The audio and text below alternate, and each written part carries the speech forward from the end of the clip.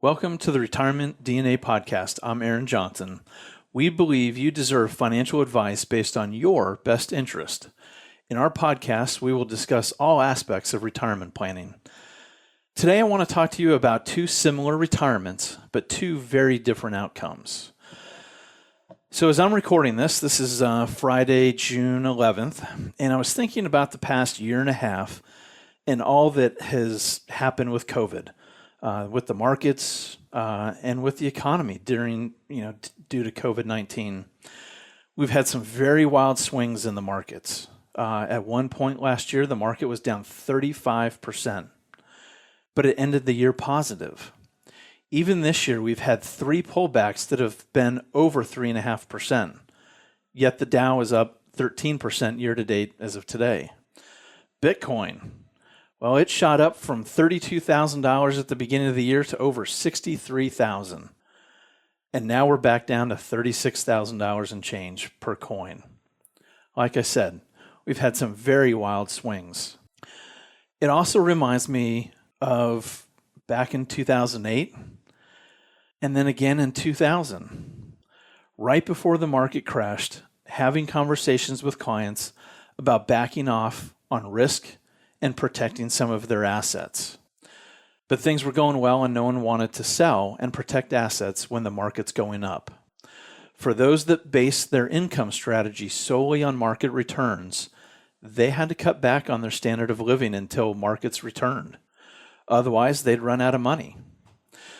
So I want to talk about two very different retirements that took place starting back in 2008. These are real-life stories of clients back in Virginia. One family structured their investments to meet their goals. The other one wanted to kind of keep shooting for the higher returns and just take earnings off. So I met with both clients in early 2008.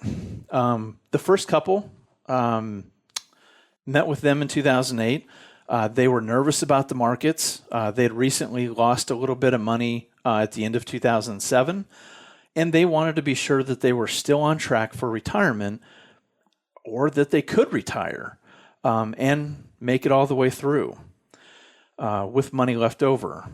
They had what essentially was a balanced portfolio, so basically a 60-40 split between stocks and bonds. So they came in, I did an analysis for them, and we needed to move some assets around and relocate some of their assets. One of the best places to do that is insurance companies. So we moved a few chunks of their accounts into protected accounts. Later that year, we know what happened. The economy tanked. The husband was forced to retire early due to the economy crash. But they were fine. We had built a retirement plan for them based around math and not the markets. 13 years later, they're doing well because we had moved a chunk into those protected accounts and they didn't lose a dime. Their income is taken from those protected accounts and we can replenish income or lump sum expenses with the money that's in the market. We didn't move all of it into protected accounts. That's never a good idea. Just like having all of your money in the market isn't a good idea either. So now, I didn't know that the markets were going to crash that year, right? It happened at the right time that we moved that money into protected accounts. But the main thing is that we focused on what their goals were, right? We put together an allocation that was going to protect them on the downside and give them the income that they needed, and they were fine. 13 years later, they're doing well. The second couple, very similar to the first, I had actually met with them in late 2007, and then again in early 2008. They also had lost some money in late 2007 and just kind of wanted to wait and see what the markets were doing before they did anything. So they came to see me again in 2008. They also had a balanced portfolio. It was a little overweighted to growth stocks, but very similar to the first couple. So we did the analysis, and again, I recommended a portion of it being moved into protected accounts. The wife really liked that idea. She liked having that protection in place. She liked the plan and wanted to invest for their goals. Unfortunately, he didn't. And I'm sad to say she went along with what he wanted to do. He didn't like the protected accounts. He didn't want to lock up money. Even though when you're taking money from it, I don't see how that really matters. But he didn't like it, and he wanted to be fully invested in the market. In September 2008, he was laid off as well because of the economy crash.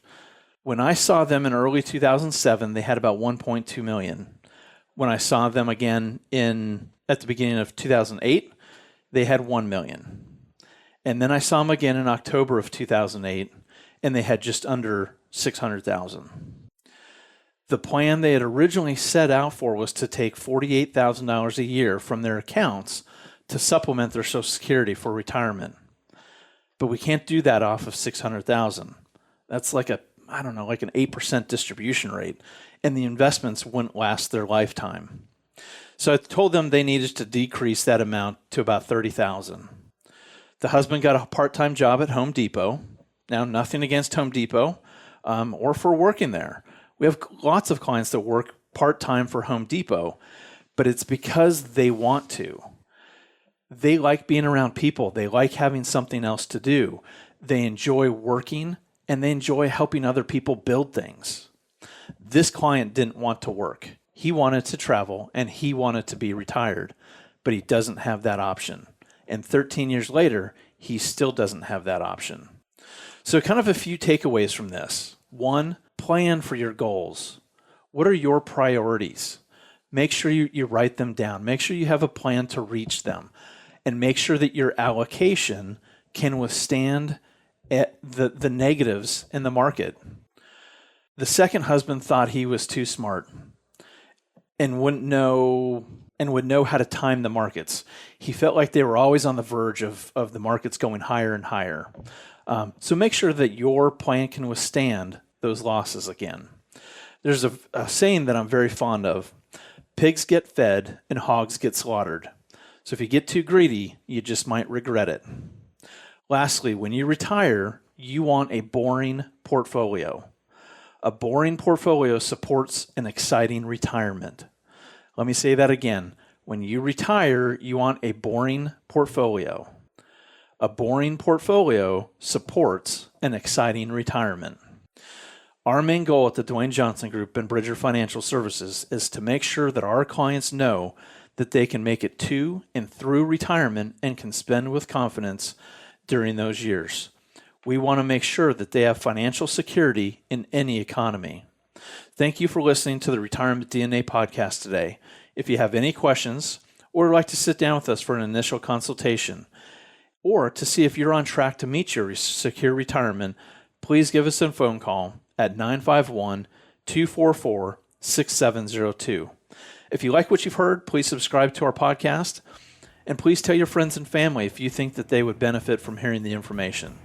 You can also check us out at DwayneJohnsonGroup.com and BridgerFinancialServices.com. Thank you, and have a great day. Investment advisory services offered through Bridger Financial Services, LLC, a registered investment advisor in the state of California. Insurance products and services are offered through Dwayne Johnson Group, LLC, affiliated company. Investing involves risk, including the potential loss of principal. Any references to protection, safety, or lifetime income generally refer to fixed insurance products, never securities or investments. Insurance guarantees are backed by the financial strength and claims-paying abilities of the issuing carrier.